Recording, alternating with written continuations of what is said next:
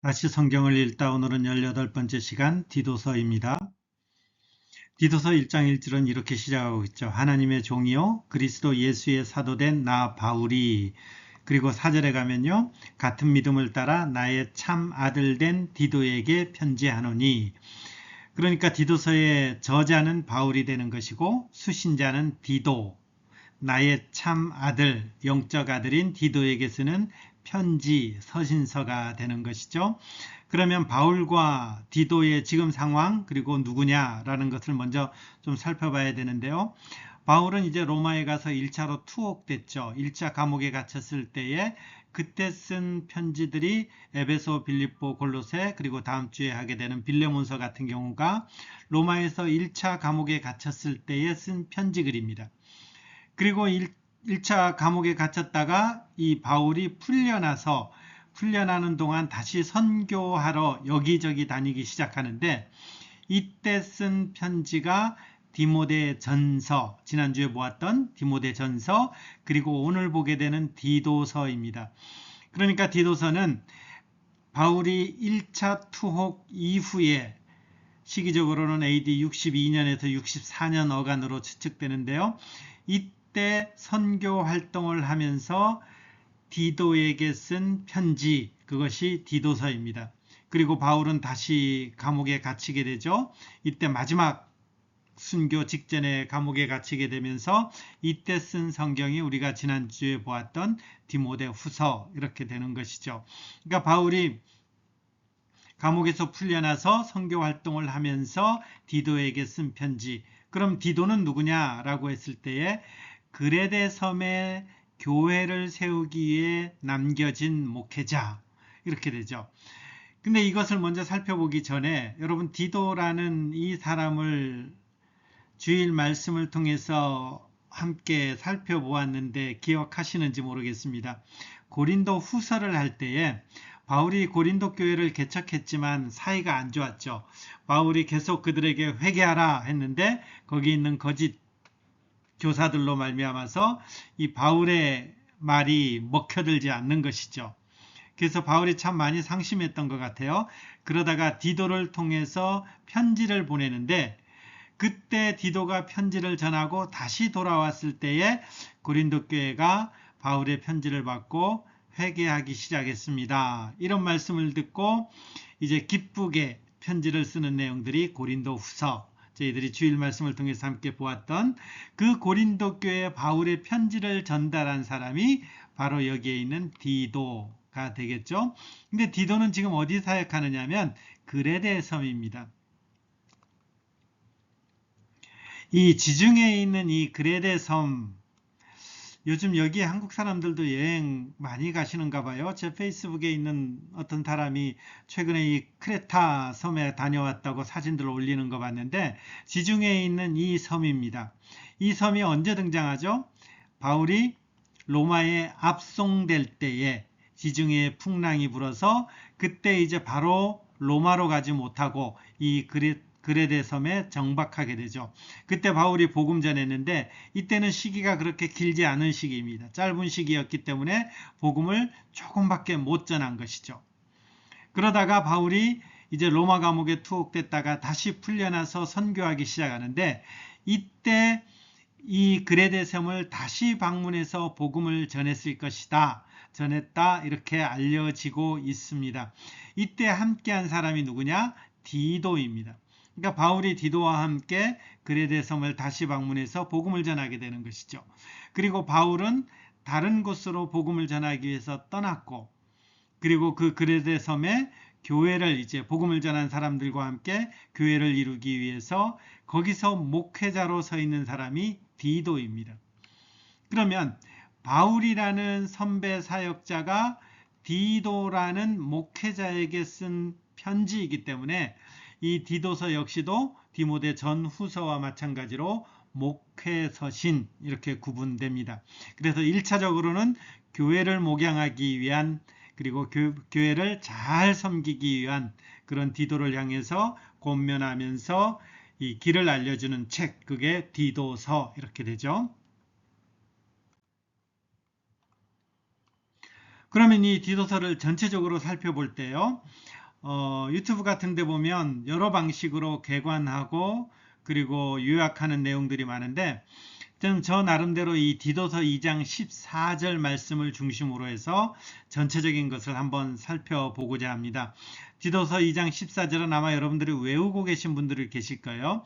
그가 우리를 대신하여 자신을 주심은 모든 불법에서 우리를 속량하시고 우리를 깨끗하게 하사 선한 일을 열심히 하는 자기 백성이 되게 하려 하심이라. 이렇게 돼 있죠. 이 2장 14절을 저는 이제 둘로 이렇게 쪼갠 것이죠. 둘로 이렇게 쪼개 가지고 하나는 이런 관점에서 보는 거죠. 어떻게 구원받았나? 우리의 존재가 누구냐라는 것입니다. 그 다음에 또 하나는 우리가 주일날 요즘 많이 다루고 있는 부분이죠. 내가 구원받았습니다 라고 하는 것은 내가 이제 시작한다라는 거죠. 하나님의 자녀로서 그 걸음을 떼기 시작하는 것이라는 거죠.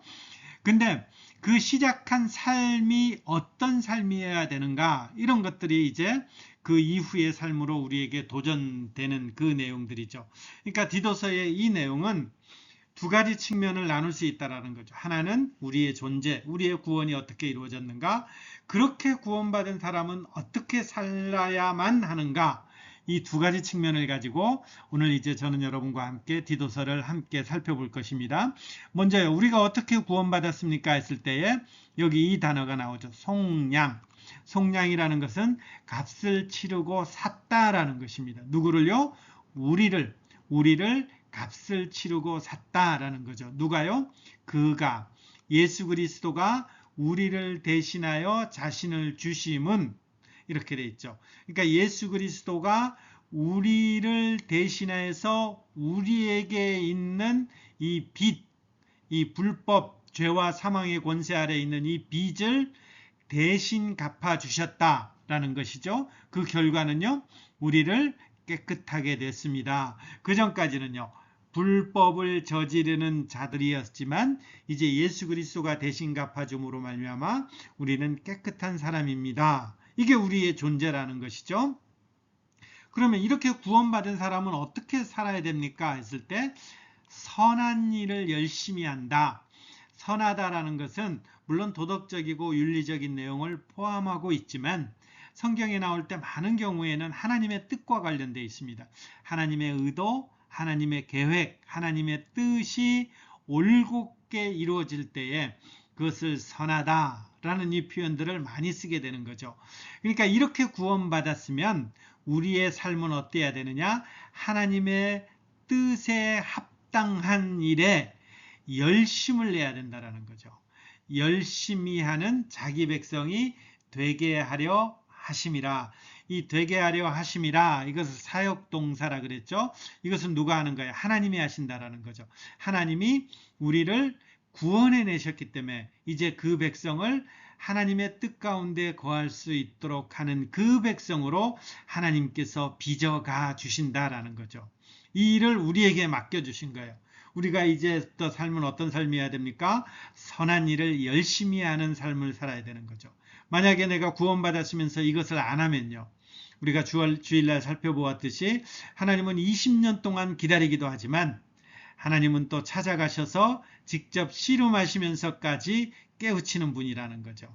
그러니까 개입하시기도 하고 인내하시기도 하면서 결국은 우리는 하나님의 백성답게 빚어가시는 분, 그분이 우리 하나님이시고 우리는 그분 앞에서 순종하면서 선한 일을 열심히 하는 백성으로 살아가는 것이죠. 자, 그렇다면 이 둘로 나눠서 한번 본자는 거예요. 그 다음에 이제 조금 더 살펴보면 여기에 어떻게 구원받았는가 했을 때에 이 디도서는 조금 더 언급하고 있습니다. 3장 4절에서 7절 보면 우리를 구원하시되, 우리가 이렇게 구원받았습니다 라는 것이죠. 어떻게 구원받았느냐 하면 우리의 행한 바 의로운 행위로 말미암지 아니하고, 그러니까 내가 어떤 착한 행실, 내가 어떤 능력으로 하지 아니하고 오직 그의 긍휼하심 때문에 되었습니다 라는 거죠.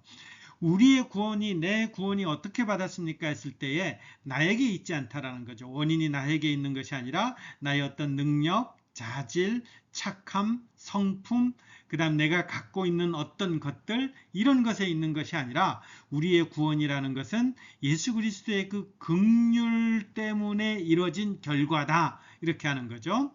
그 긍휼로 말미암아 중생의 씻음과 성령의 새롭게 함과 그 다음에 의롭다 하심을 얻었다, 칭의, 이런 일들이 일어난다라는 거죠. 근데 우리가 계속해서 우리가 살펴보고 있지만 구원이라는 것은 내가 의롭게 되었습니다, 다시 태어났습니다, 이 선으로 머무르는 것이 아니죠. 오늘 본문도 보면 그것이 나와 있습니다. 이 구원받음으로 말미암아 상속자가 되게 하려 하심이라. 여기 또 사역동사가 썼죠. 되게 하려 하심이라. 뭐가요? 상속자가 되게 하려 하신다라는 거죠. 상속자라는 것은 우리는 이 개념이 조금 낯설 수도 있는데 당시에는 이 상속은 맏아들에게 주어지는 것이죠. 그리고 맏아들은, 상속받는 이 맏아들은 그 상속을 주는 아버지와 같은 위치 속에서 대우를 받게 됩니다. 그리고 아버지가 갖고 있는 모든 것들을 누릴 수 있는 위치에 있는 것입니다. 그렇다면 우리의 신분이 어떤 신분입니까? 구원하심으로 말미암아 우리가 상속자가 되었다라는 것은 단순히 우리가 의롭다함을 얻는, 그리고 다시 태어나는 이 수준이 아니라 하나님의 어떠한 것들이 내 것이 되도록 하는 것이고, 하나님의 그 어떠한 것들을 하나님 안에서 같이 소유해서 누릴 수 있도록 하나님께서 우리를 만들어 놓으셨다라는 것입니다. 이게 구원이라는 것입니다. 우리가 예수천당 불신지옥, 우리가 힘들 때는 구원을 여기 선에서만 해석했지만 하나님은 그 구원을 자기 아들을 보내시면서까지 이 이루신 구원은 거기서 끝나는 것이 아니라 우리를 그 하나님과 연관해서 하나님의 어떠하심까지 이르도록 하는 것, 그것이 구원이라는 것입니다. 그러니까 바울은 지금 디도에게 바로 이것을 말해주는 거죠. 우리가 누구냐? 그리고 그레데에 있는 이 성도들이 누구냐라고 했을 때 예수 그리스도로 말미암아 속량함을 얻었는데 그 종국은 하나님의 그 상속자가 되는 데까지 우리는 임해야 되고 빚어져가는 그런 존재가 바로 우리다라는 거죠. 그러면 이제 우리는 어떻게 살아야 됩니까? 성경을 통해서 확인해 보면요. 너는 그들로 하여금 통치자들, 권세 잡은 자들에게 복종, 순종, 선한 일 행하기를 준비하게 하며 아무도 비방하지 말고 다투지 말며 관용하며 온유함을 모든 사람에게 나타낼 것을 기억하라. 이게 우리가 살아가는 방식이라는 거죠. 그다음에 이런 단어들이 왜 나왔습니까 했을 때에 이 그레데라는 섬의 특징 때문에 그렇습니다. 그레데라는 것은 헬라어 원어로 이렇게 살펴본다면 거짓말쟁이다, 이런 뜻하고 같이 이렇게 통용하는 것입니다. 디도서 1장 12절에도 보면 그레데인들은 항상 거짓말쟁이며 악한 짐승이며 배만 위하는 게으른 뱅이다. 그러니까 그레데인 하면 거짓말쟁이, 옛날에 고린도인 하면 음란하다, 막 이렇게 연결되듯이 지금 이런 거라는 거죠. 그리고 거기에는 굉장히 방탕했습니다. 음란하고 방탕하고 게으르고 이런 일들이 막 많아진 것입니다. 그럼 그 속에서 하나님의 백성들은 뭐냐라고 했을 때에 그들이 하는 것에 대해서 어떤 것은 거부하고 어떤 것은 따라하는 거죠. 자, 어떤 것은 따라합니까? 여기 통치자들, 권세 잡은 자들에게 복종, 순종, 이런 것들은 따라하라는 것입니다. 근데 그 당시 사람들이 관용하지 않고 비방하고 막 이런 것들은 따라하지 말라라는 것입니다. 그러니까 이 하나님의 교회 성도들이, 디도가 교회를 목회하면서 어떻게 목회하면 되느냐라고 했을 때에 하나님의 선한 일을 열심히 하는 자기 백성이 되게 하도록 해야 된다. 이것을 위해서 목양을 해야 된다, 이렇게 하는데 그 하나님의 선한 일이 어떤 형태로 나타나느냐? 어떤 것은 그레데인의 삶에 순응하는 삶이고 어떤 것은 그레데인의 삶에 거부하는 삶으로 나타내야 된다. 이건 굉장히 중요한 거예요. 하나만 더 보고 이 부분 조금 더 설명할게요. 2장 2절 보면요. 바른 교훈에 합당한 것을 말한다. 범사에 내 자신이 선한 일에 본을 보이라. 3장 8절에도 가면 선한 일을 힘쓰라 이런 표현들이 나오는 거죠. 그레데 사람들 가운데서 교훈에 합당한 것, 바른 교훈에 합당한 것. 왜냐하면 이 당시 사람들은 그 그리스 신들 중에 가장 위대한 신이 제우스 신인데, 이 제우스 신이랑 예수님이랑 같은 선상에 놓고 해석하고 바라보았거든요. 그러니까 이런 거짓된 사상들 속에서 바른 교훈에 합당한 것을 말하고, 그 다음에 디도를 통해서 먼저 선한 일을 본을 보여라 이렇게 되는 것이죠. 여기서 우리가 이제 중요한 사실을 알 수 있습니다. 우리가 이 땅을 어떻게 변화시킵니까? 이 땅을 어떻게 우리가 변혁시킵니까? 우리가 이 땅을 어떻게 하나님의 통치권을 인정하는 나라로 우리가 서가며 이 하나님의 나라가 날로 날로 확장하도록 그렇게 우리가 힘쓰며 나아갈 수 있겠습니까? 우리가 이런 질문을 하게 되는 거죠. 거기에 답은 디도는 뭐라고, 바울은 디도를 통해서 뭘 가르치나요? 거기에 대해서 우리는 막 문화 충돌하는 사람이 아니라는 거죠. 그레데 사람들이 막 엉망으로 살고 그레데 사람들이 정치를 엉망으로 할 때에 야, 이거 내가 혁명을 일으켜서 뒤엎어야겠다 이렇게 하는 것이 아니라, 어떤 그들의 삶과 문화에 지혜롭게 참여해서 악한 것은 멀리하고 선한 것을 행하라는 것입니다. 그리고 그 선한 것을 행하는 것을 통해서 그레데 사람들이 야, 예수 믿는 사람은 저렇구나 해서 본받으라는 것입니다. 당시 그레데 사람들은 이 예수 믿는 사람들의 어떠함을 보면서 그들이 예수에 대한 매력이 많이 떨어진 상황인 것입니다. 근데 그 예수에 대한 매력이 많이 떨어져서 믿지 않으려고 할 때 어떻게 하면 되느냐 라고 했을 때에 예수 믿는 사람들이 선한 일을 열심히 해라 라는 것입니다. 여러분, 오늘 아침 큐티 말씀이 요한계시록 11장인데 기억나세요? 하나님의 선지자들이 세상을 괴롭게 한다 이런 표현이 나옵니다. 그 하나님의 선지자들이 예수님을 믿는 그 성도들을 말하는 거예요. 성도들이 세상을 괴롭게 한다라고 했을 때에 그게 무슨 말이냐? 예수 믿는 사람들이 막 세상 사람들을 해코지하고 야, 그래 너희들은 지옥 간다 하면서 미워하고 진노하고 넌 안 돼 이렇게 하면서 그들을 향해서 미워하는 것이 아니라, 그들을 향해서 원수처럼 대하지만 사랑하고 희생하는 거라는 거죠.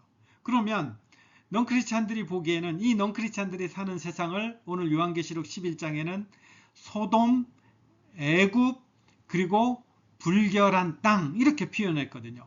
그러니까 세상은, 소돔이라는 것은 음탕한 곳이잖아요. 애굽이라는 것은 온갖 권세를 갖고 있는 것이잖아요. 힘이 있는 곳이잖아요. 이런 음란하고 자기 마음대로 하고 어떤 이런 세상 권세를 갖고 있는 이런 세상 속에서, 온갖 세상 속에서 예수 믿는 사람들이 세상 사람을 향해서 불편하게 할 수 있는 방법은, 예수 믿는 사람들이 하나님의 말씀 가운데 거하면서 그 말씀대로 살아갈 때에 세상 사람들은 이것을 보면서 거침이 된다라는 거죠. 거침이 된다. 불편하다라는 것입니다.